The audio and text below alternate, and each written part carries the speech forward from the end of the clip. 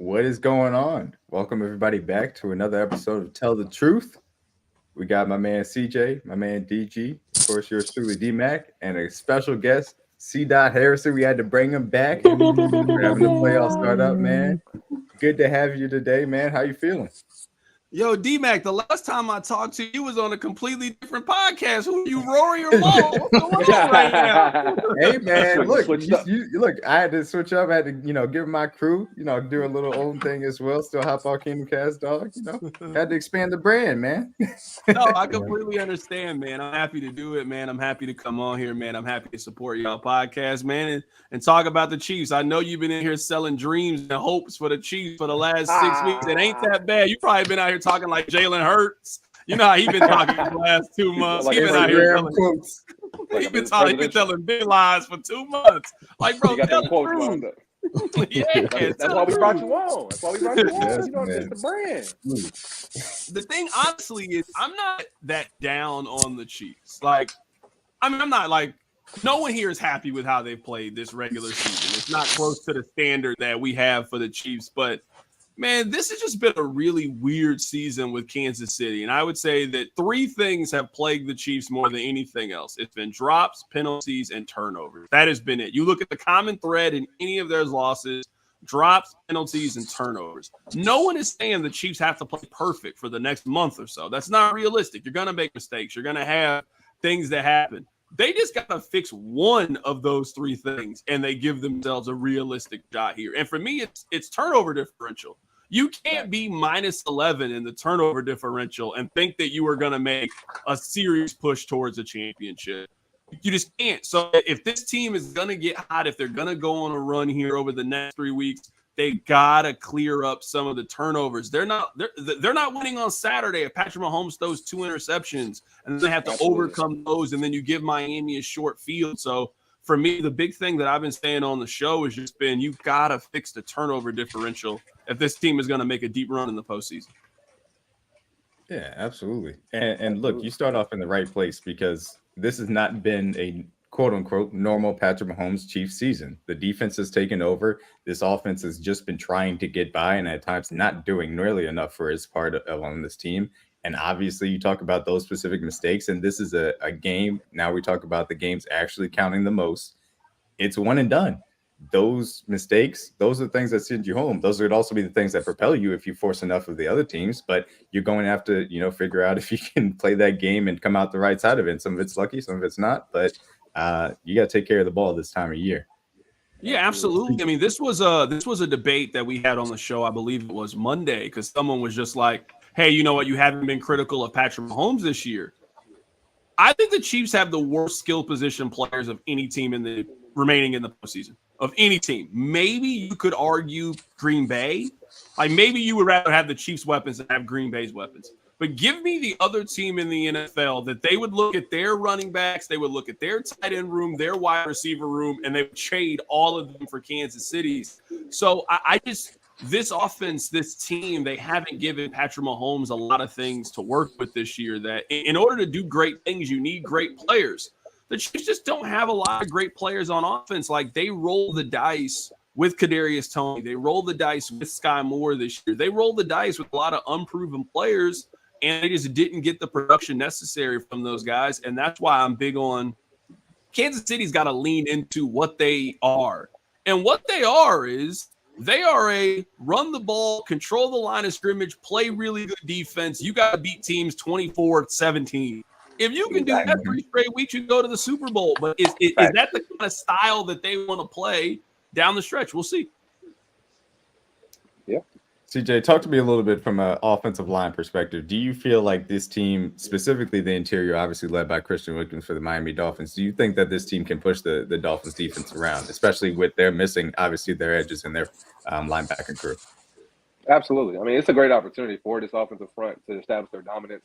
Obviously, Christian Wilkins is an all-world guy. He's one of the best D-tackles in the league. Probably underrated, in my opinion. When you talk about, like, him, Chris Jones, Jeffrey Simmons, like Aaron Donald, some of the best guys in the league. His name doesn't get brought up enough. And he's that good of an impact of a player, especially when it comes to stopping a run or rushing a passer. Obviously, they've had a lot of injuries, like you said. Obviously, Bradley Chubb's out for the year, Jalen Phillips out for the year. That's a lot. They've signed guys off the street like familiar names, like Justin Houston's in the building now. They signed Bruce Irvin and some of the guys we've seen play for the last 10 plus years are still in the NFL. So this is a great opportunity for our offensive line. In my opinion, Carrington, I think this is the best guard center guard combo in the league as far as when it comes down to run blocking and pass pro in that combo. Obviously, people kind of argue us like Cleveland and like Detroit and Philly, and rightfully so. But I think when it's the money on the line, Joe, Creed, and Trey have some of the best in the league when it comes to clearing up holes. And we've seen that the last couple of weeks. I think they've kind of morphed into that offense, like you guys have just said. We've seen Pacheco run for 100 yards. We've seen him get 20-plus touches the last couple of weeks. And I think that's the kind of offense we can be. We've been screaming that, Carrington, for the last 2-3 months. So for them finally to do it, it's actually a good thing to see. We've known that weeks ago that this is the offense they could have been, because what gives you the best chance to win? And DG kind of mentioned it on plenty of our shows, commit to your identity. So if your identity is running the football and playing good defense, lean on the best part of your football team, which is Spags. Spags, in my opinion, if there was like an assistant coach of the year or defensive coordinator of the year, he would get the award, no question. This unit went from like top 15, top 12-ish to a top 3 unit, in my opinion. Only giving up 24 and 27 points per game. That's the most we've given up this whole season. And we've seen the likes of Justin Jefferson, Tyreek Hill, Jamar Chase, Stephon Diggs, A.J. Brown, Amon-Ra St. Brown. This group has seen everyone this year, and they haven't wavered, even with the offense not picking up the slack for most of the season, like Carrington said, with turnovers, false starts, and anything you could think of an offense to do bad. So I think the last 2 weeks, me and DG said, they've kind of leaned into who they are. Give Pacheco the ball 20-plus times. Give Rasheed as many touches as he needs. Obviously, Kelsey's going to be Kelsey. Limit the other guys if we have to not play them as much, but so be it. But lean into your big three, which is Trav, Rasheed, and Pacheco, and run the football. And if you have to run the football 2-3 times in a row, then so be it. Do it until they stop it. And just lean into who you are right now. Obviously, Pat can play great under center. We're going to have great play action game off of that. And I think that's the way, like you said, to win football games now. And I know they can do it. Now the question is, like C-Dot said, are they going to commit to doing it? So. I was laughing at whoever said that they just got their receivers off Alabama.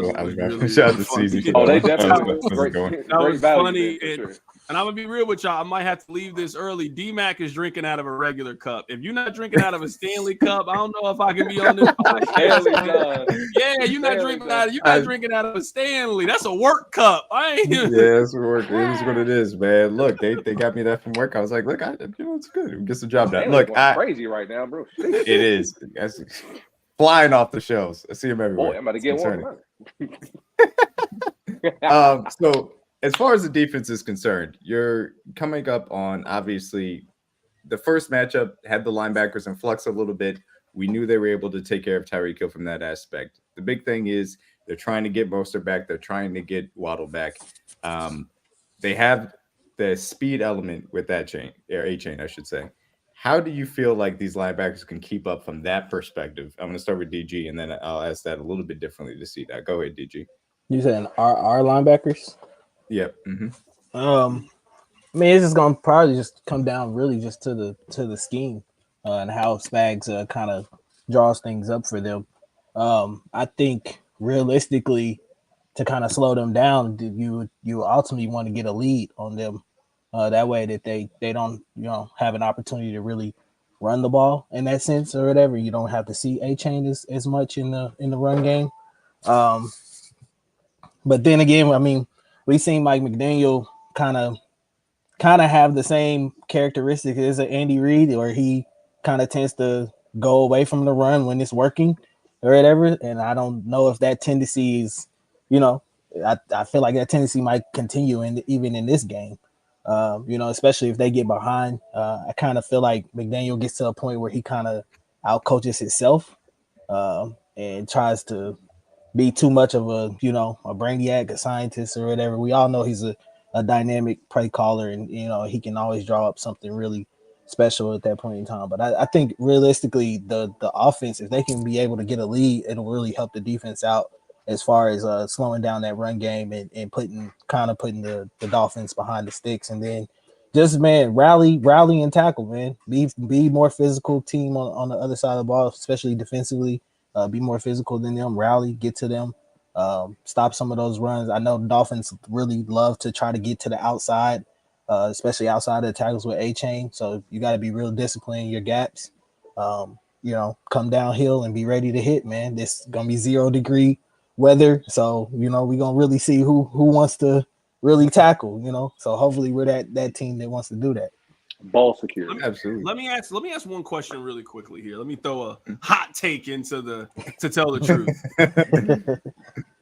I wonder if this defense is good enough to win a championship from this perspective. What I think this offense really needs is a defense that takes the football away.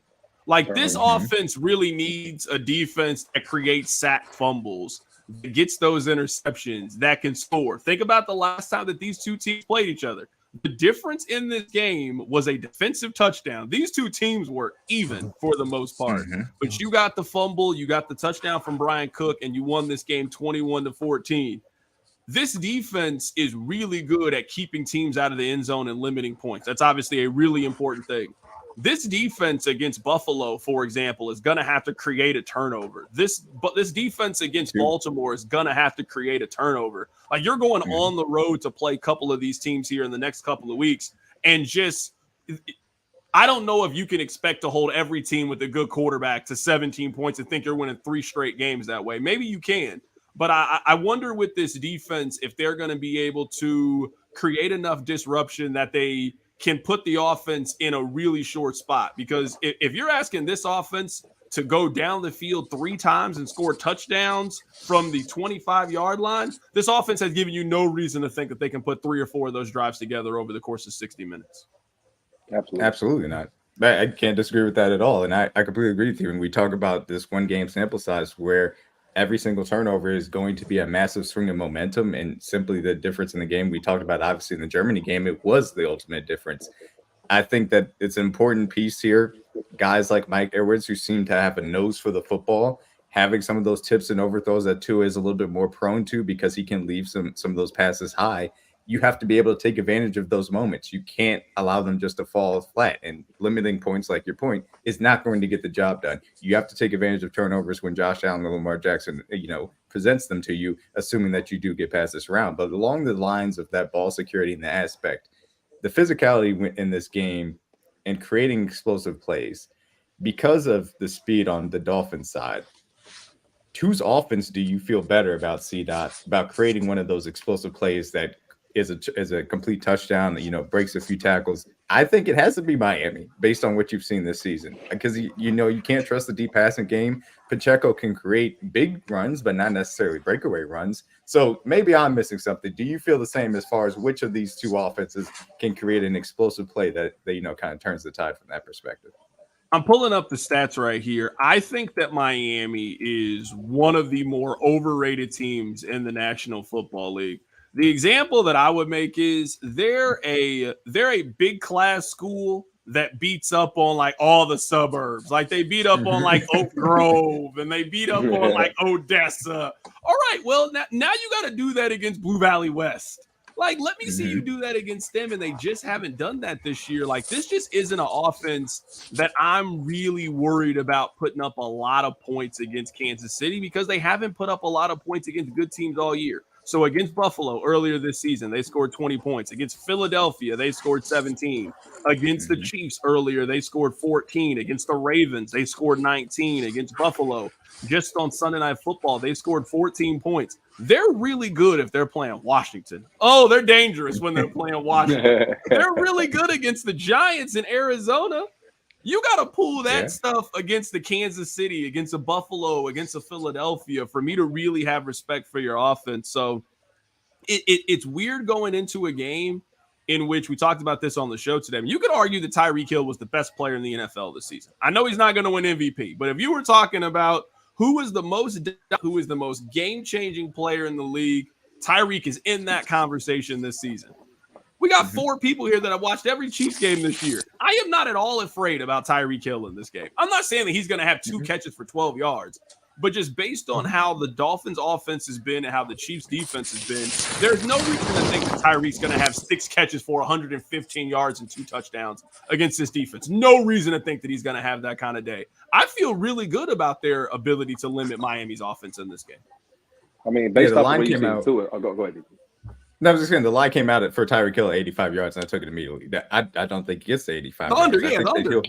He'll have 50 to 60 yards, but I feel confident in our ability to limit him. To me, it comes down to if they can limit the explosiveness in the run game, because that's where McDaniel and his run scheme can take advantage from some teams, and that's been the leakiness as far as the run defense from the Chiefs defense is concerned. And it only takes 1 or 2 with the speed that they have coming out of the backfield. Go ahead, CJ. And like the main things I took away from that Sunday Night Football game, see that I was watching Miami's defense because I wanted to see how they obviously transition to not having Xavier Howard on the field. Obviously, we know he's going to play this week, and we know he's going to be on the field to match up with our receivers. So they like that matchup. But when you look at that front seven, obviously Buffalo, in my opinion, the first time they played them, they ran the ball all over the field on them. Obviously, Stephon Diggs had a big day. He had 3 touchdowns. He had 100 yards that day. He went crazy. So for them to come into this matchup, obviously they forced Josh Allen to a lot of Josh Allen type turnovers. When you look at the way the Chiefs run the football right now and the way they can dominate the clock, if Tua is forced to sit down on the bench, which is going to be very cold, if he turned the ball over like that he did at Miami, what makes me think if he comes here that we can't get those turnovers like you just mentioned? We can get that pick six. We can get that scoop and score. Because Tua is not the most athletic guy we know. So if you get pressure on him, he's not going to run away from anybody. His D-line's been top 2 in sacks and again this year in the league for the last 2 years. So this D-line with a refresh with a week off, obviously a lot of guys got rest.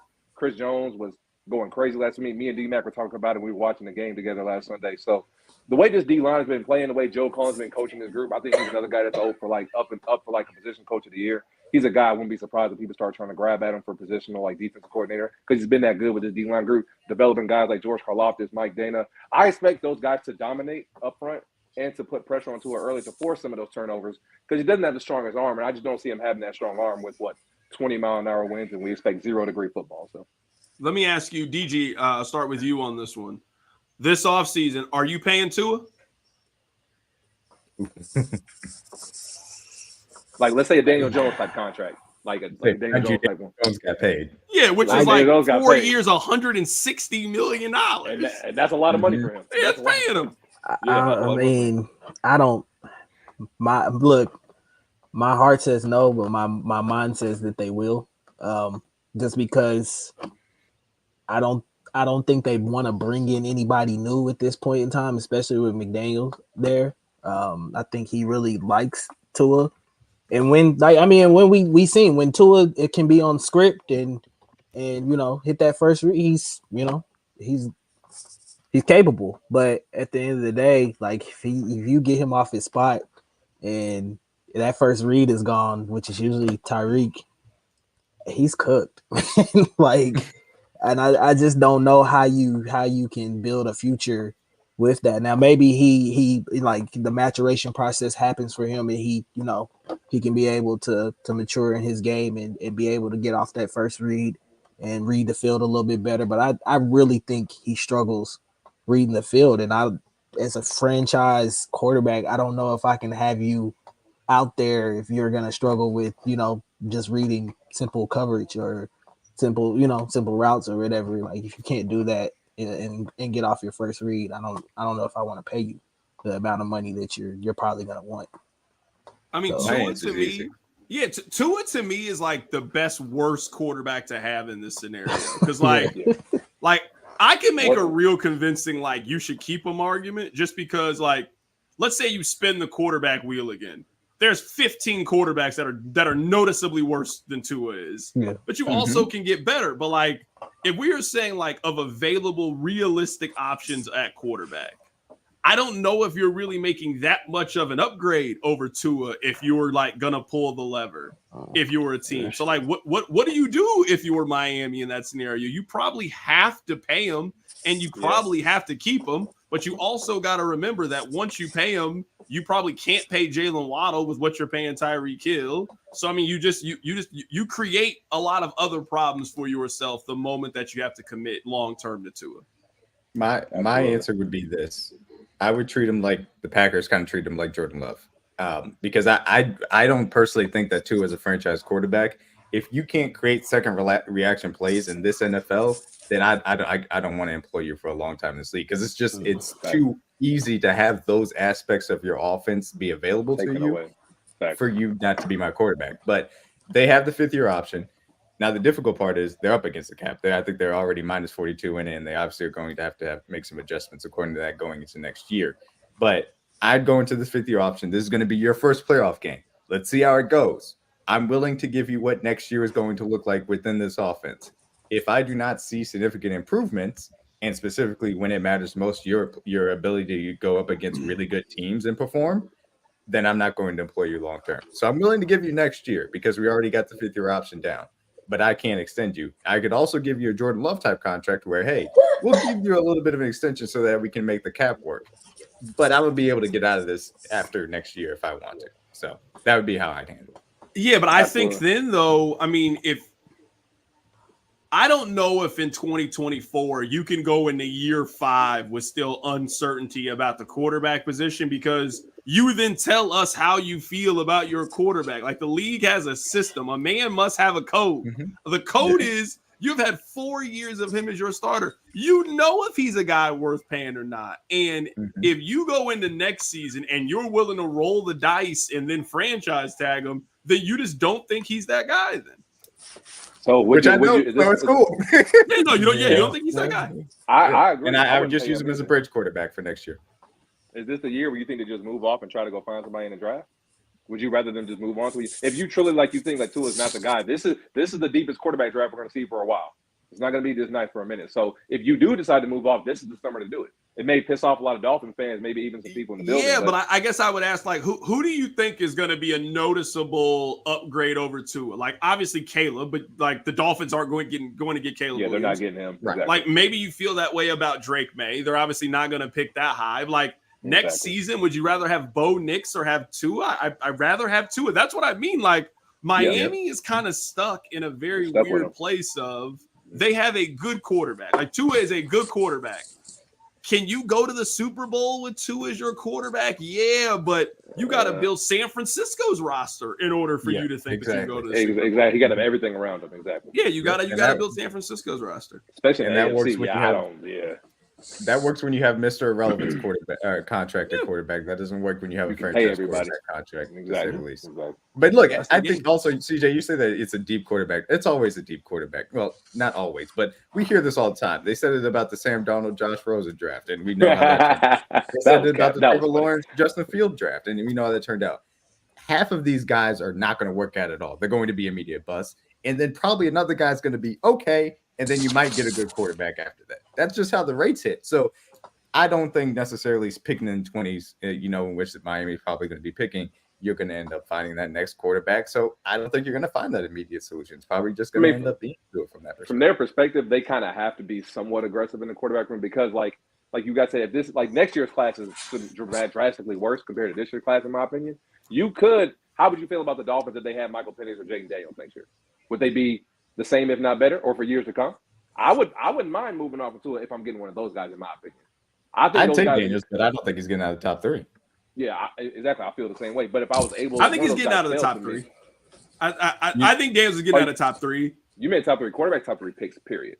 Top 3 picks, because I think that we're going to see quarterbacks top 3, but he's going day 1. Oh, okay. Yeah, you got quarterbacks going 1, 2, 3 then. Okay. Oh, yeah. Okay. I thought you meant out of the top 3. I got you. Yeah, I wouldn't be surprised if that's the case. To me, Daniels feels like maybe like a 5 to 7, but we're probably just parsing over. Yeah, but I mean, top 10 pick regardless. Yeah, Jaden Daniels is a player. Like if I'm Atlanta, I'm doing everything in my power to go get Jaden Daniels. Like if the Patriots say, "Hey, we don't want this number 3 pick," we're willing. Yeah, go. You trade up with New England, and you go get it. Or the Falcons have to go up there and say, and look, obviously this will never happen. But if I was the Jets, I'd be another team that'd be going up and getting Jaden Daniels as well if I was able to. That's but obviously not going to happen. Aaron Rodgers and everything. They got first team Pfizer on their team. Yeah, dog, that ain't happening under any circumstances. Yo, that man is still debating COVID in 2024. Dog. COVID, real? We all moved on. That man is still debating COVID, dog. Like, bro, you won. All right, damn. Don't go get vaccinated. I don't even care no more. That man is still debating COVID. Uncle, Mr. Johnson and Johnson himself. No, he's still talking about Dr. Fauci. I ain't seen Dr. Fauci. I forgot what he looked like. He retired. Fauci somewhere in Florida. He ain't even working no more. Dr. Fauci. Oh man. Okay. Still talking about that man. He got McAfee sent him off the show today. He said he won't be a guest anymore. Yeah, he said he wasn't coming back. That was crazy. Man, that was funny. He'll be back week 1 next year. I don't even know. He'll get my break. He'll get my break. Week 1. He'll be back in August. As soon as that Achilles heals up, he starts throwing the football, starts running around again. All right, Pat, I'm ready. I'll come back. The one thing, this is one of the few things that fell under the cracks. Whenever Travis Kelce finally responded and he said, "I get it. I look forward to playing in games," and he looks forward to every Tuesday. That's his game day. I don't feel like Travis got enough credit for how That was fire hard. on the line that Put it was. on a shirt. When he told him Tuesday is his game days now, it was, oh my goodness, it was That was a so bar. funny. Get Yeah, it down, it's Travis. the only reason why is because he said it in print and he didn't say it like on video. But In the video, if he had said that on his podcast, It's going oh my viral. god, it Viral. was Viral. so funny, Mhm. That was funny. so funny. So, getting back to the game, obviously, as far as the actual mental aspect of it, because obviously it's going to be 0 degrees and it's going to feel like below 0. So, I think that there is an opportunity if this Chiefs team gets off to a fast start, they can impose their will. Do you think that there's a chance in which this Miami team, because of everything that's happened this year, has a quit in them? If things don't get off to the right start, they're getting physically pushed around, that they just kind of mentally give up. Yeah, but I guess my counter would be is I don't know if the Chiefs offense is good enough to run with it the way that they used to. Like the old Chiefs would do things to to create distance between you. This version of the Chiefs does things to keep the game close. Like when was the last time that you went into the fourth quarter and was like, oh, they got this? You can't do that in the fourth quarter of a Chiefs game anymore. Every fourth quarter of the Chiefs game is close and competitive and nervous. So yeah, I mean the old Chiefs would have beat this Miami team 35-14. 35-14 would have hammered this Chiefs team. I don't know if this Chiefs team has it in them or not. I mean, they got enough to beat them for sure. I don't know if they have enough to run away from them where like you can like grind them into submission and beat them the way that Michigan beat Washington on Monday night, where they just out physicaled them. Like they were just, we are the bigger team. We're gonna run the ball. You can't stop it, and we're gonna win this game today. I don't know if the Chiefs have that in them. Yeah, that's the biggest question. And see, the thing of it is, like ability wise, I've never questioned this team when it comes to running the football. The biggest question I've just had is just commitment, which is the oddest statement to make, because when you have a coach like Andy Reid, who's been around for so many years, he's been in obviously schemes in Green Bay and schemes in Philly, where he's had great running backs, and obviously we have a great running back here in Pacheco. He's the guy that can handle 20-plus carries, that can get you 100-plus scrimmage yards and get in the end zone once, if not twice. And obviously Miami's a team that struggled to stop the run this year at times. So I feel like this week is the perfect time to establish that dominance. So, and obviously with the news coming down today that Jerry McKinnon is probably going to be out for the whole postseason, so we probably won't see Jet back. That's even more of an emphasis to give the ball to Pacheco. And for what it's worth, I know people don't like Clyde that much, but for the role that Clyde had in the last month of the season, he played well for what we asked him to do. Obviously, he ran the ball well when we needed to. Wasn't nothing spectacular, but if we can get him and Pacheco to have that kind of 1-2 punch like we had with Jet McKinnon last year, lean on the power run game, playing from under center, and see that, I swear for the love of God, and D-Mac and DG know this, stop running the ball from the shotgun. It's the dumbest thing in life. It never works. If Andy can commit to just being under center, running like an Alex Smith type of offense, I know people probably don't want to hear that. D-Mac doesn't like it. But if you commit to who you are and lean into your strengths of playing under center and running the football, this team can beat anyone in the AFC in my opinion. DG, I just want to let me give you my first stat for the day. Let me give you a stat for the day, because I was listening to CJ talk, and he was talking about the run game. You guys want to guess the last time that Clyde Edwards-Helaire ran for more than 4 yards per carry in a game? Because I'm just saying, I've heard a lot of people say what you say. Man, he had a little bit of juice in the second half of the season. Pete Sweeney, you know that's my guy. Pete Sweeney said this on the air earlier. He looked better than what I did. Do you want to know the last time that Clyde? I'm just saying is any game. You want to know the last time that he ran for more than 4 yards or carry in a game? I assume it was probably 2021. 2020 versus Bills? It was the Eagles game. That was the last time, just over 4 yards a carry. Like you saying, Clyde Edwards-Helaire ran the ball well. Against the Chargers, he had 2 carries for 1 yard. On Christmas against the Raiders, 4 carries for 6 yards. Against the Patriots, 13 carries for 37 yards. Against the Bills, 11 for 39. He has not run the ball well. Let's stop telling that lie about Clyde Edwards-Helaire. That's good for him. That's good. He hasn't been doing nothing at all. This man is averaging 3.6 yards per carry. Y'all sitting here telling me he's running the ball effectively. You know what it is. You know it. He ain't costing you games. Is what it is. He's just doing his job. That's all I needed. Which for the Chiefs' weapons is a great positive compared to what we've seen. Exactly my point. He's running the ball well. God knows he ain't costing you games. He played well.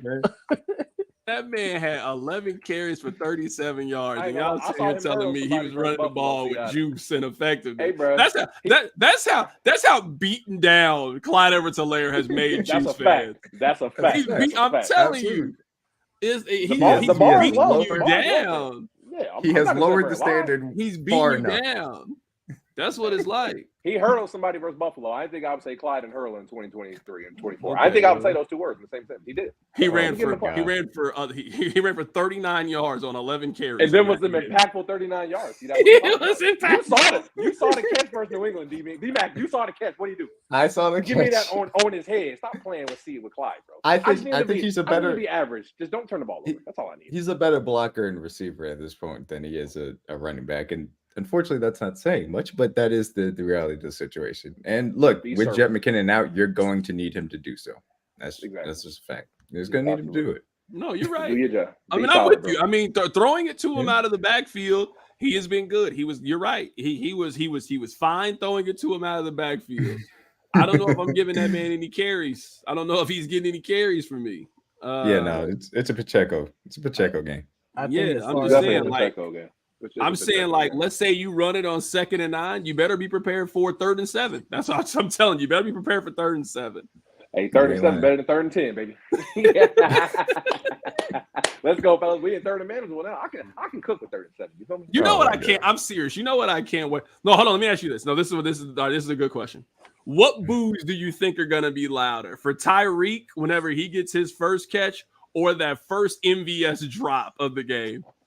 That first MVS drop. The MVS MVS drop right The now. MVS drop. Yeah, he got Easily. easily. I really I was going to go Kadarius Toney drop because you know they're That just going to move, throw him out there I'm for the telling helmet. you, like, imagine you're gonna be cold, and then you see him drop that pass. Wide open. Nobody Oh around my him. goodness. They can't throw him the ball this week, bro. They might boo him coming out the tunnel. Oh, he definitely gonna get booed. Hey, see that? It's bad. Even when he catches the ball, he gonna get booed. They're gonna be like, why are you throwing it to him? Even if he catches the ball, he's still gonna boo him. That's how You bad it better is. catch it, man. God, I don't want I'm to see. telling you, I would be fine if number 11 didn't play. I can hating on him already at all. hear that first boo.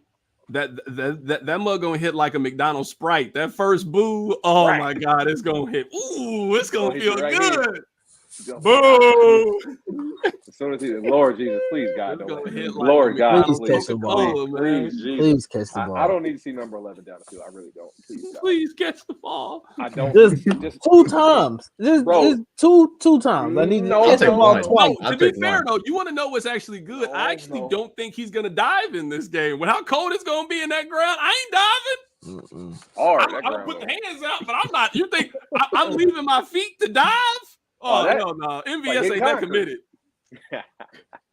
No, he is I don't not. need to see Under it. no I bet you worried circumstances. about Kadarius Toney Richie, trying to dive. and Justin. That's the His whole body might break. You let Kadarius Toney he dive in this game in that cold Like weather? it's gonna be a SpongeBob cartoon where you freeze him and he just Hold on, which one of y'all going to the game? Because y'all know y'all too dark to be going to the game. That Right, one. me and CJ. I'm be at home, Yeah. I brother. better be sitting with Taylor Swift to go to this game. Yeah, Yeah, no, I he am. is. I'm crib. gonna sit in the booth. You know it T Swifty, because what up? you gotta baby? see that. I was in Dick's Sporting Goods when you made that specific comment on the show today, and I was like, "Oh, this man got a location tracker. This is crazy." That show is doing that. I'm telling you, the only way I'm at this game is I'm doing TikToks with Jackson, dog. That's the only way you're gonna see me at this game, dog. That's I'm in the gonna suite. be- I'm in the we suite gonna with it. be- See that? We're gonna be left. We're gonna be doing what that dance the kids is doing. We're gonna be doing all of that. What they say you're doing? Me and Jackson gonna be doing all the dances in the I'm in morning. the suite. I'm like, hey, I'm in the family. What up? I'm in the family. This telling week. I'm you. like, hey, I need to get in there. See, I'm Look. telling you, CJ gonna look back at Taylor Swift. You gonna see me in the back with the DeMar Hamlin. I'm gonna be in the back. Oh God, I'm gonna be like, what y'all need me to? I'm back here with it. What's up? I ain't got no coat. Friendship bracelet at all. You feel me? I'm be like, hey, I'm be like Taylor. Yeah, you see it. Hey, you might as well get a tour of that apartment while you're there. You know, get a Yeah, tour got of the whole that family Clark there. Hunt That- Sweet that- Life up The there. Clark Hunt. I'm working, yeah, man. DG, I've actually met some people that have been in that apartment. They tell me it's dope. I haven't been. I bet it is. I bet it is. I haven't been. I'm working on it. I saw a little peek in there. They cracked the door. I was like, it looked nice in there. Mhm. Wow. They peeked around the corner. Yeah, they had a little crack. I was like, it looked cool in there. We can't go do that. No, y'all can't go in there. I'm like, you know what I want, man? I just want Taylor Swift to go to Go Chicken Go one time, man. That's how I know she really from the town, man. She got to get them gizzards, man. She not from the city if she ain't. What if she go to Town Topic like Cardi and they say she in the hood? Oh yeah, that counts. Yeah. What if she go to? She can go to Town Topic. Yeah, the Town Topic counts. Yeah. That's more her sure. shit. Her and Andy Reid will go there, get you know, get a burger. You know what I'm saying? Hey, if I see her eat a mixed plate. Oh, she one of us. Yeah, no, she one of us. She's certified. She cool. She's certified, but she gotta get the mixed plate though. I just want to see them yell at her. How may I help you? Don't treat her any different. Don't treat her any different. She be like, what does that mean? She gotta get used to this. What does that mean? She one of us now. Yeah, no, she's from the town now. She got to do all town activities. Absolutely. I'm telling you, what probably happened with like Travis was taking her somewhere and she drove down Main Street. She started reconsidering this whole relationship. She said, "Why y'all got the top down with the top down?" Yeah, that first night it was like She was seeing how us poor people live. She was like, "You live here? You work here too? You like it out here? Okay." You signed an extension here? All right. That's what she was like. Wait, you telling me you can play for any team in the league? You chose to live here? Nah, I can't believe you did that, Travis. And Travis was like, I grew up in Cleveland, right? This is amazing. This ain't that much different compared to Cleveland. This is awesome. This is tropical compared.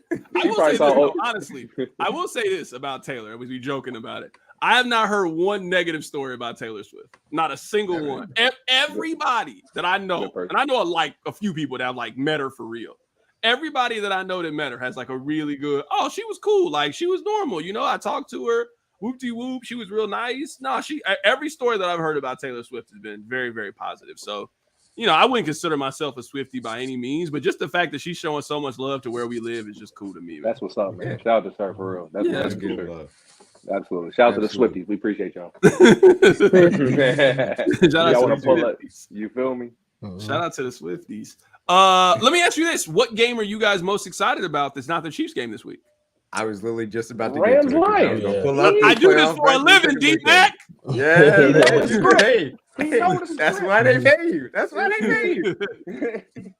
For me, I mean, of all these games, from a football perspective, I really want to see CJ Stroud versus the Browns defense. Like the nerd in me really wants to see that. But storyline wise, it's Rams Lions. Stafford going back to Detroit, first Detroit game in 30 years. You know, that dome is going to be rocking. I think that has a potential for a really exciting game. Guys up and down. Obviously, Laporta not playing is going to be unfortunate, but I think that's going to be high entertainment factor, high drama, and a lot of great storylines as well.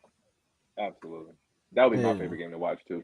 And from a matchup standpoint, I guess you can hold on, CJ. I'm sorry. I'm gonna let you go. You are out your mind if you're saying Bills versus Pittsburgh. It is going to be wind gusts of 50 miles an hour. It is going to be sustained winds of 25 miles per hour. That is going to end like 13-3 and be ugly as hell. You are not going to enjoy watching that game. You are hate watching that game, hoping that Josh Allen throws 3 interceptions. That is the only reason why you're interested. That's all lying. You are all lying to yourself. I'm sorry. Go ahead, CJ.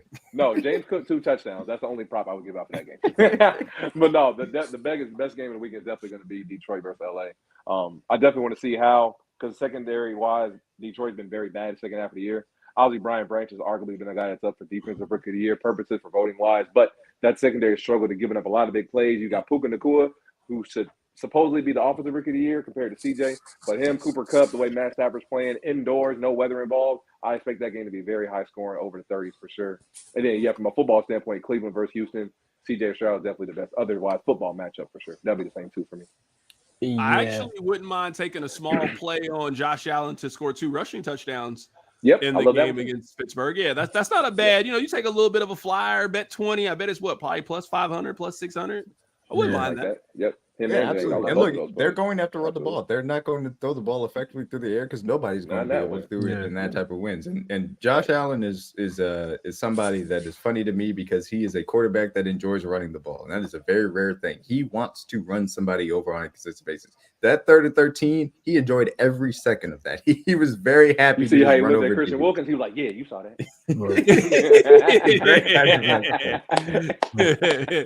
DG, what about you? What you looking I forward think to this weekend? I'm most intrigued to see the young quarterbacks, CJ Stroud and Jordan Love.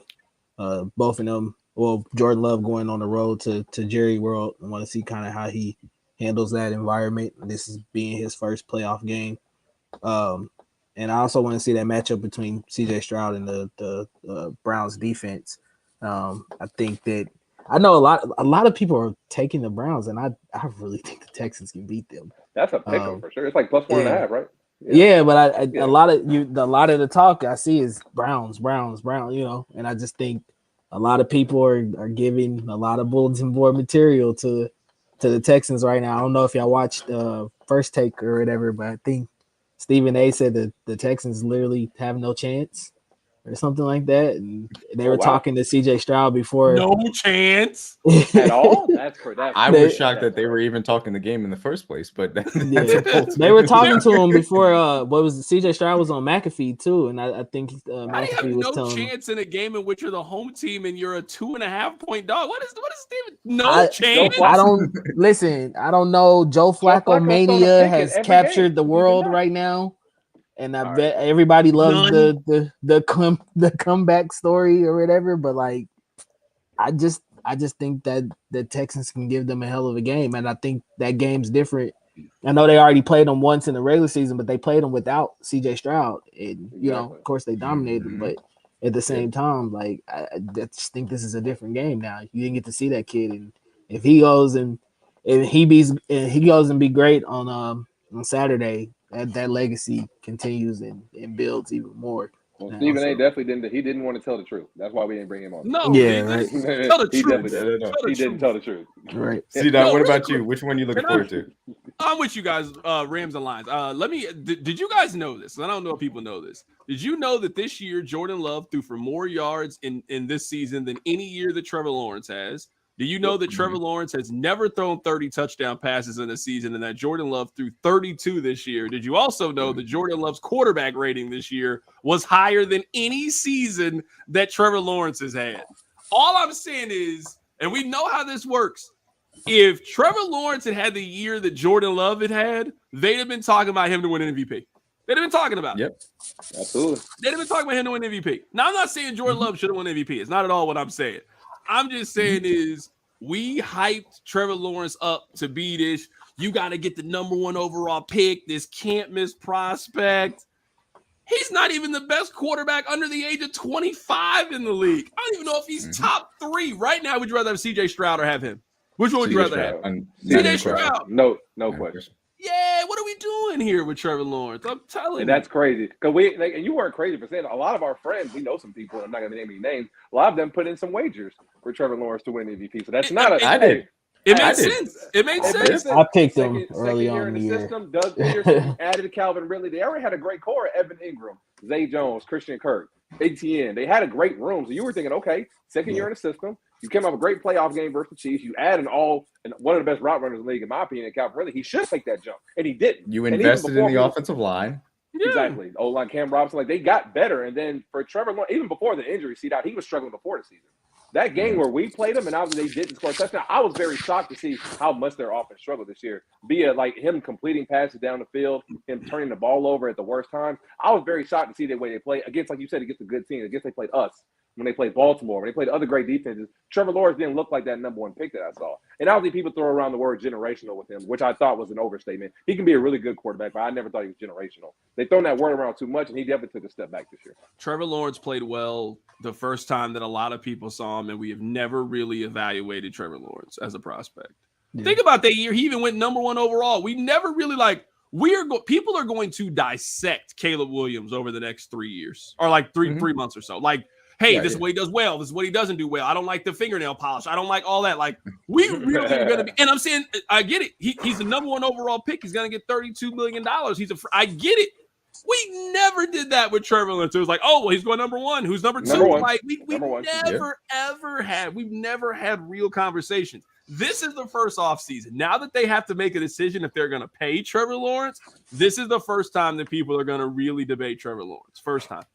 Absolutely. Yep, absolutely. Especially and now we've got competition. Injuries too. Yep. Yeah, I'm shocked. Go ahead, DJ. I was gonna say I massively fell into the Trevor Lawrence trap. Oh my god! You weren't the only one. Man, I literally thought this year that they take that leap. I thought they probably push Chiefs and Ravens and the teams that are at the top, Bills for the 1 seed, and I didn't expect the collapse to be that bad, So I don't know. I don't know what happened. Maybe he's not as good as we thought he was. That throw on 4th down to end their season is just an awful. Well, just then awful throw. He changes the call at the line on 4th and goal or whatever to take the ball. I'm like, he was you were like 3 yards away. Like, why is that the play call? Like, bro, you're too far away, bro. You're not gonna get that. And look, I was somebody. I put some money on Trevor Lawrence. Unfortunately, I put some money on Geno Smith, but I also put some money on Lamar Jackson because I thought that he was actually going to have his offense opened up, and it looks like that's going to actually cash out, which is nice. But like, you expected that 3-year leap from Trevor Lawrence for all this reason that CJ laid out. Simply didn't happen. Now you have to figure out if he can get back onto that trajectory where you talk about guys like CJ Stroud and Jordan Love look to be already on, because the calmness that both of those guys showed this entire season, specifically against really good defenses that normally give veteran quarterbacks issues. I mean, I can't say enough about both of those guys. Those are guys that I felt good about as prospects. Yeah. Oh no! Early in the season, their line was out. Titus Howard was out. CJ was balling with his tackles out. That's what impressed me. Interior. They never got Juice Scruggs to be the center there. Yeah, I mean, it was amazing what CJ Stroud has done this season, and he deserves all the praise for it. But like I watched that Georgia game live, and I was like, I see everything I need to. He's got all the second reaction plays that I wanted to see from him. All the accuracy, arm talent. I was like, look, that's a guy that you guys should feel good about as franchise quarterback. But people tend to scout the helmet too. So that team being the one we all agree is probably the biggest disappointment. What team do you think has been the biggest surprise from the offseason talks to now? If I had to pick one, it'd probably be, from what I've seen, it probably would be Houston. From what I've seen, rookie head coach, rookie quarterback to not only win the division, make the playoffs, and have our own playoff game. Easy, like DeMeco Ryans, he won't win Coach of the Year. He should with me if I was voting. Kevin Stefanski will get it because of the adversity. He'll get it, but I would pick DeMeco Ryans. He definitely has a chance. I mean, I was kind of saying it where if Houston had won the division, I would give it to him. Just because if you had 2 wild card teams, I'm going to give it to the better wild card team. But I mean, the fact that Houston won their division and won that last game of the season, I don't know who's going to win. If you ask me, my vote, I would vote for DeMeco Ryans, and them winning the division would be the tiebreaker, and I'd have Stefanski at second. I think that's perfectly fair. C-Dot, do you lean towards, because I think there's 2 modes kind of that people operate in when they're talking about Coach of the Year across all sports. Do you lean more towards the excellent season, the coach that led it because it gave his team the biggest advantage from a schematic perspective or just leadership perspective, or are you a outpaced your expectations type of guy when it comes to coaching? Exceeded what you were supposed to do. Yeah, outpaced expectations. I think that's the fairest. I think that's the fairest way to do it. I mean, Andy Reid is going to the Hall of Fame. That's his award. You know what I mean? Like, we all acknowledge that you were the best coach. Bill Belichick, Pete Carroll. Like, those are guys that should go to the Hall of Fame. I don't know if DeMeco Ryans is going, but hey, one season we thought that you could win 6 games. You won 10 games and you made the postseason. Here, we're going to give you this award. So salute to him, man. Congratulations to them and everything that they've done. Yeah, who would be the scariest team you guys got in the playoffs left so far? The Rams. Yeah, Rams. I agree. Yeah, the Rams. Yeah, I'll say Rams or Cleveland. Those are probably 2 of the scariest teams for me. Either one. Those are like the top 2. I think because of the modern NFL, I lean towards the Rams because Stafford, and his arm is spectacular. Like he is incredibly. He looked like Super Bowl Stafford, and he looked healthy. He does, and being able to throw it to those 2 weapons, have the run game, which is spectacular because Kyron has been so good as a rookie, and the head coach, obviously the McVay, that can draw everything up. And at the end of the day, what I always say, if you're going to be in the playoffs, you need an alpha level pass rusher. Obviously, Aaron Donald is that alpha level pass rusher to build your defense off of. It's a no-name type of defense, but it's still one that I think is solid enough when you can put points up like their Rams offense can. I also think it's really important to know to what CJ just said. I mean, if the Browns win and if the Rams win, it could be a rematch of a divisional game in that second round. I mean, one of those 2 teams is going to win. I mean, if you keep playing a team enough, you can throw out who's the favorite, rest, all of that kind of stuff. This is a divisional game. Road teams win divisional games all the time in the National Football League. Yeah, all the time. And so yeah, it's specifically good ones. These are you're when you get to the divisional round, these are good teams only. Outside of last year when the Giants decided to beat the Vikings and there's 2 bad teams. If you get those 2 divisional rounds games, they ain't gonna get swept. That's not gonna happen. So somebody is losing between Baltimore if they play Cleveland and the Rams if they play San Francisco. One of those one seeds is going down in the second round. Absolutely. One of them going down. When Cleveland saw Baltimore, Cleveland got 3 turnovers off Lamar that day? Yeah. 2 of them were interceptions. They were both pick sixes. So Cleveland could easily go into Baltimore and get a win. That wouldn't be shocking to me. I think Joe Flacco's led the league in pass attempts since he stepped in the league. He's having almost 40 attempts a game. And doing this all without Nick Chubb and obviously Jack Conklin, their all-pro right tackle, is even more impressive. That's why I get why people pick Stefanski, because they had every reason to pack it in. Injuries, the all-world quarterback you paid isn't here. They can't run the ball. They're in the best division in football. For them to still figure out a way to win and bring a 38-year-old off the couch I still don't get how they did that. But I give Stefanski all the credit because they can definitely be a sleeper team for sure. Yeah. Definitely, I agree. You gotta love Joe Flacco's story, man. Especially if he ends up. He going almost back fell to asleep Baltimore in the after the division Jets round. game. That'd He be was so fun. bored. He was on the bench like this. He's like, what time is it, man? I'm past my bedtime. He's just out there like Jamie Moyer, man. Just hey, man, y'all tell me when I need to go in and throw something out. Sling it around, I'll get it done, man. All right.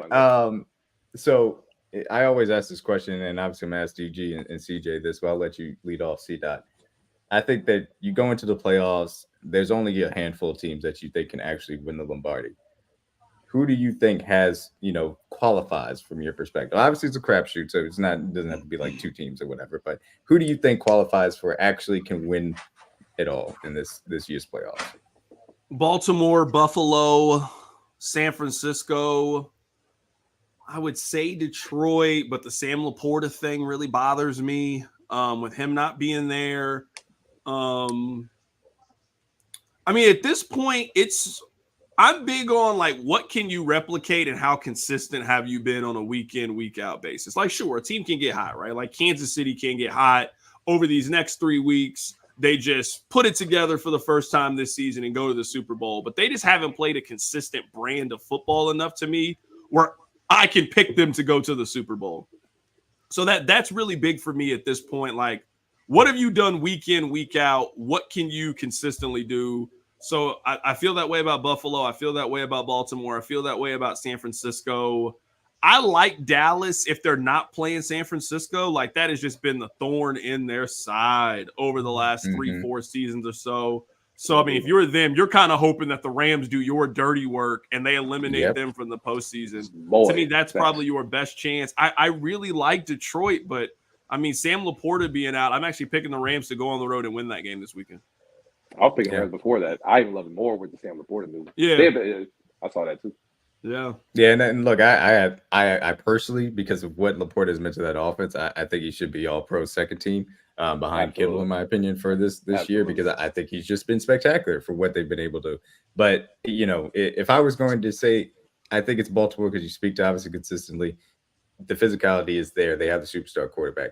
San Francisco, they play that brand of football on both sides where they're playing at a high level on offense and defense. I believe in their head coach to at least get them to that point. I think they can win it all as well.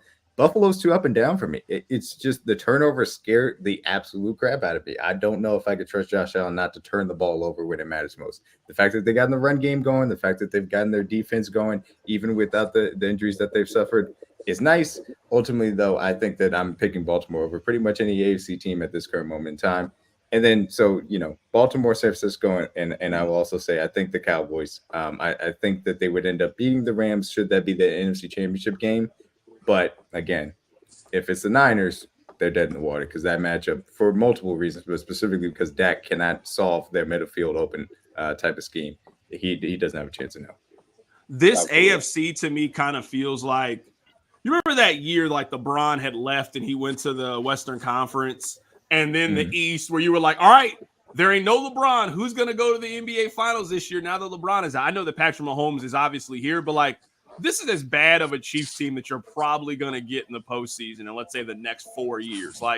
This offense is 15th in the NFL. This is not the Chiefs team that you are expecting to go up against. If you're Lamar Jackson, if you're, Chuck be hating, bro. Chuck be hating.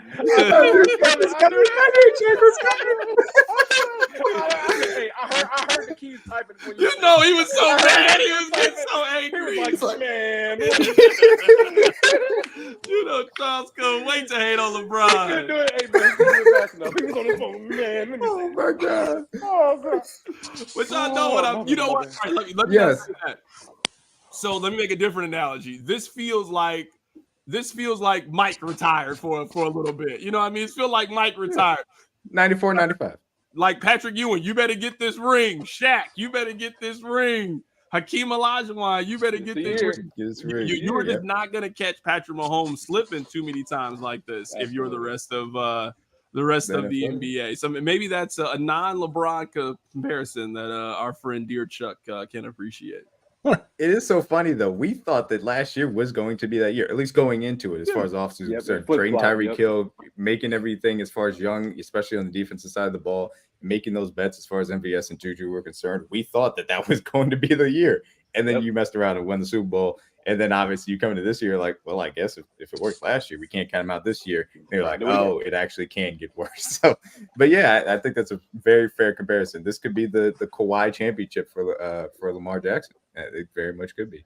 Yeah, take advantage. And I would be perfectly happy with that because it would validate a lot of things that I've said about Lamar Jackson for a long time, and I do truly believe that he is that special of a guy, especially because he's going to have 2 MVPs. He's going to have 2 MVPs. Love Lamar, that is an all-time quarterback thing to put on your resume to have 2 MVPs.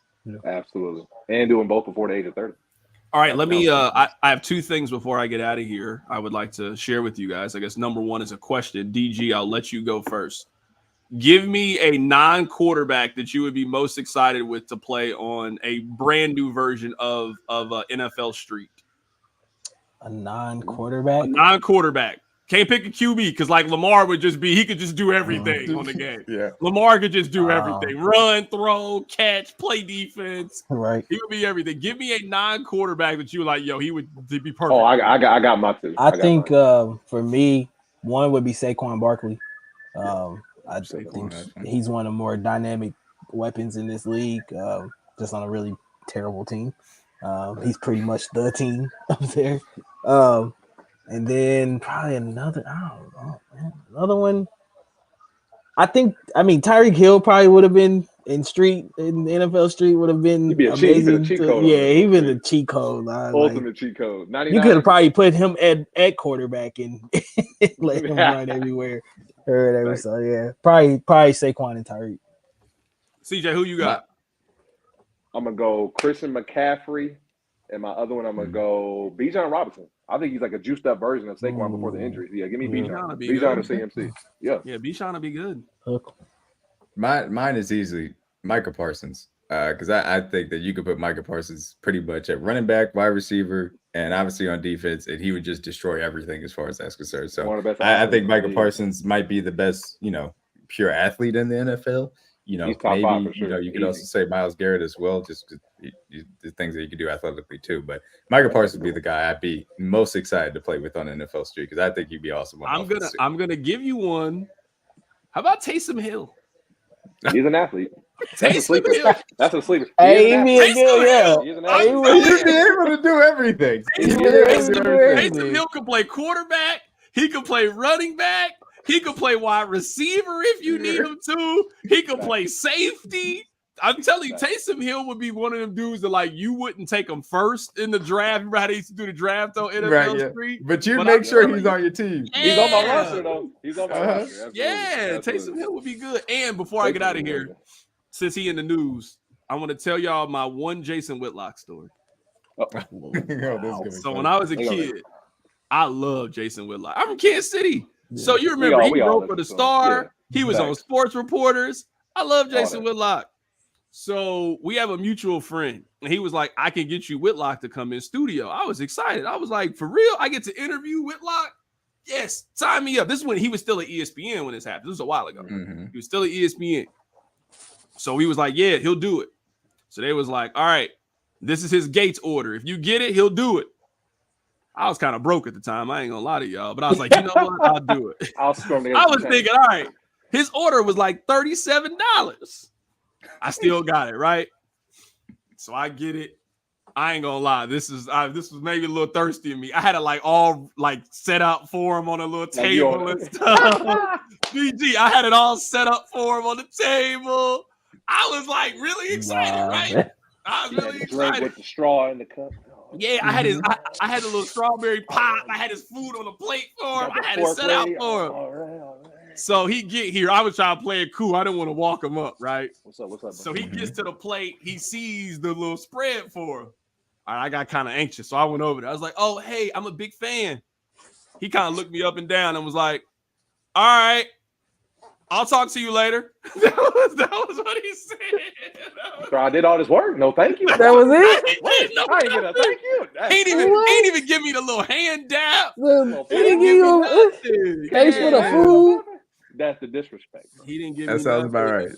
That sounds He about right. didn't realize he was talking to a legend. He didn't realize. Man, he came on the show. This is how long ago it was. I remember I asked him about Ferguson. I asked him about Darren Wilson. That's how long ago this was. And I asked him about and I mean, I just we did take one picture. I don't think I'll ever post a picture anymore, but the expiration date on that I have picture. not asked many people for a picture. Archive. I don't ask many people, but I feel like it's different if you come in studio. Like if you up here, like Right, you came into mind, like it's not like you at your job and I'm like, hey, let's take a picture. But yeah, I that's my one Jason Wood. That's the only time I ever met him. Only time I ever talked to him was that one time. Right. All right, before we get you out of here, I got two quick questions. First one, Nick Saban, Bill Belichick retired, or well, let's just say Nick Saban, obviously Pete Carroll stepped out today. We'll see what happens with Bill Belichick. Is Andy Reid currently the most successful North American coach? Obviously, Greg Popovich has a bunch of rings. There's a little bit of difference from the basketball and football, obviously, actually winning at the top level. So do you think Andy Reid qualifies for that category as of right now, assuming that Bill Belichick is taken out of the picture? Has he had more success than you would say Bill Self has? I mean, the answer might be Bill Self. That's a good point. Right? Yeah, he won the Big 12. Like, what was it, 14 straight years he won the Big 12? Yeah, I mean, 14 straight, 2 championships, 4 Final Four appearances. Yep. Does he have more? I'm just throwing it out there. Is he more successful than Bill Self? Bill's top 5 in wins, right? Yeah. Bill's top 5 in wins. Yeah, he got a resume. Yeah. I think if the Chiefs, I think you can put Andy Reid in that conversation after the next 2 years. They need, I think, 2 more seasons to tie the 10 plus win record in a row. I think 3 more years of winning the division, and I think we need also 3 more years of making the playoffs to have number 1 for all 3. 10 wins, division, and playoffs for the if he win it all this year, boy. He figures out a way to get this team to win it all. He the greatest ever. Yeah, that's a He the greatest ever. He's the greatest ever if he gets this team to win it all. Yeah, he the greatest He ever. walked out, I'm like, do your thing, dog. I don't care. Yeah, no, you're right. I'm like, hey, bro. Yeah, that's do great. whatever you want. Okay, where do you guys think Belichick's going? Oof. I think he wants control.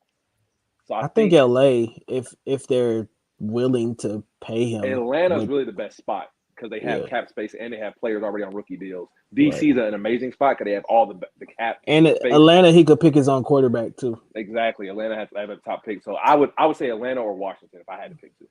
DC, I don't think is going to because of the way that ownership is going. They're kind of seeding into the NBA type of aspect, a little bit more modernized. I don't think Bill would be the guy to go after. I think that LA would be, I know it's going to sound bad. I think LA would be dumb enough to hand the entire keys to the franchise over to him and pay him because I don't think he's a guy you should allow to have the player personnel and head coaching duties at this current moment. They would. I think it's a little bit too much for him. I agree. Does he want to go to home twice a year? Let me ask you this. Do you guys – I'll throw another question out. DG, I'll start with you. Do you think of Pete Carroll more for USC or for Seattle? That's a good question. I think it's about 50-50. I obviously remember his USC years. My Longhorns beat. Oh, okay. Never mind. Yeah, my bad. For the title. My bad. For me, probably more for Seattle if I had to choose between the two, just because of the Legion of Boom, Marshawn Lynch. Just he really had a good run with that organization for a while. I think they were in the NFC Championship game like what 3-4 straight years or something like that. Like that was the last team that had a chance to go back to back. And then his energy on the sidelines in the NFL, him obviously being one of the older coaches in the league, but still acting like one of the more younger coaches in the league. So probably for his Seattle days, I probably remember him a lot more for that. I was a little bit younger when he was at USC. So I might actually watch that 30 for 30 tonight. That Trojan War one. I love Trojan War. I Yeah. love that USC team, man. Yeah, they were dope. Lindell White, Yeah. that was the team, boys. Yeah, Reggie was wearing the eye black with the area code underneath. Yeah. Oh, that And was then- elite. The yeah, five Greatest going ever. crazy. and then you got to remember, we still had the video game back then. So like Reggie, when he came back that last year, he had to like, oh my god, them USC teams was so fun, Yeah. man. Like a rock star moment, boy. So When it's his game straight, it was, I think. Yeah. Yeah. that was going to be my last question before we got out of here.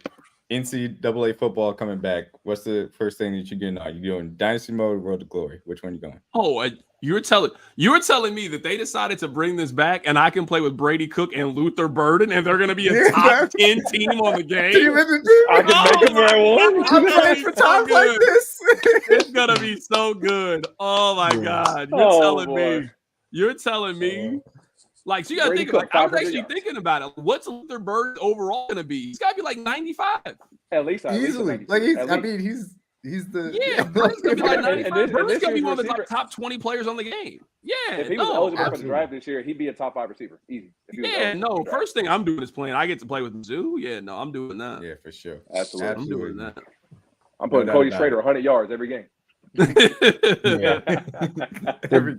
You already know the dynasty mode is gonna be way better than any franchise mode that Madden could ever put together, just because all the recruitment and the High school, The portal, all that, high They, school, they said like, they bro. put in the portal, they putting the NIL in there. Like, dog, you can Ooh, just It's gonna be so good. It's gonna be It's so gonna be good. so I good. can't I can't wait, man. I can't right, wait bro. till like, I'm like, you know, you're gonna be able to like do a custom where you can like be in a conference and like, dog, my quarterback want to transfer to your school. Oh, it's gonna be so good. Yeah, It's yeah, gonna be. yeah. I can't wait. You know, girlfriend's gonna be Absolutely. pissed off for like a good 6 months. It's gonna 'Cause be ain't so nobody gonna be good. hanging out with you.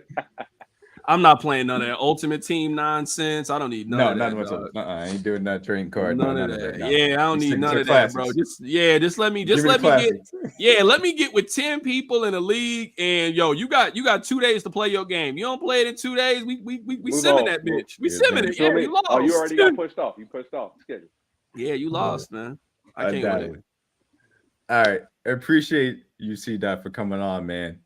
No, Appreciate all man, the time. absolutely, man. Let's do this again before the off season really gets going, man. Let's do this again before before a lot of moves right around the combine. Let's do this again, man. Let's do a live show Yeah, in person. absolutely, dog.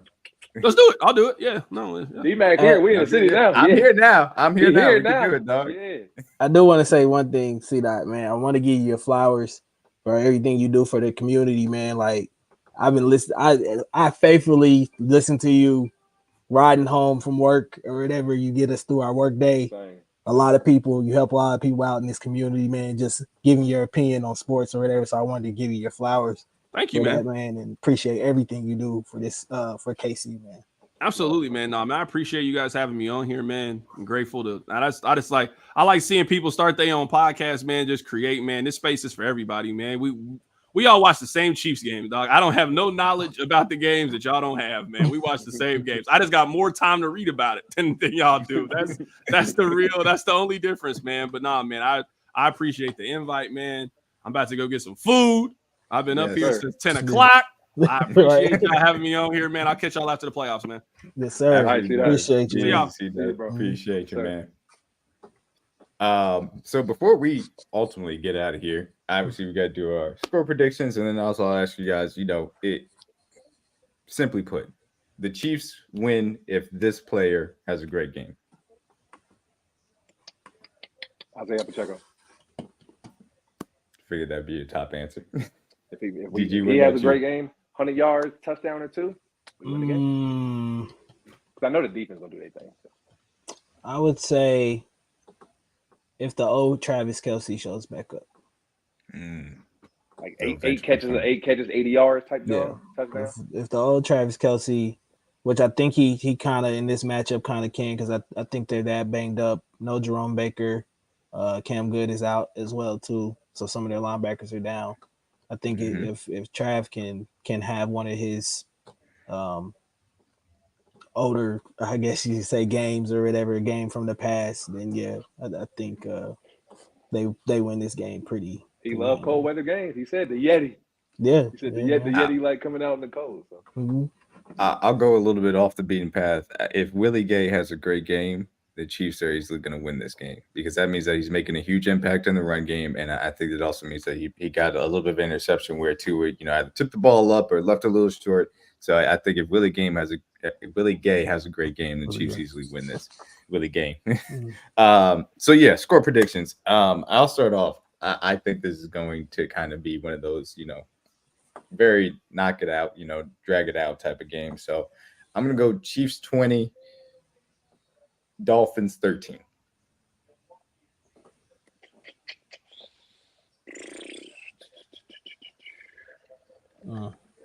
Chiefs 23, Dolphins.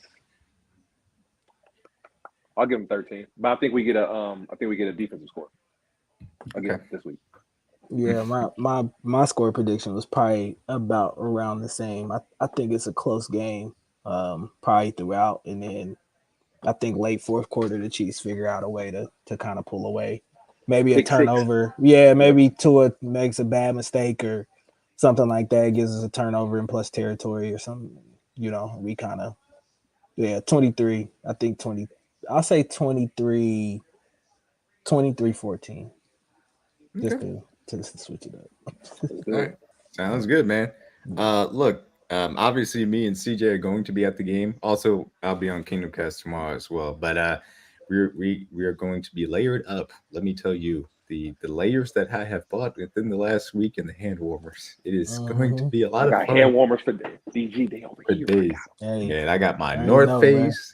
My starter jacket. I got my ski mask. As well. I got the shiesty.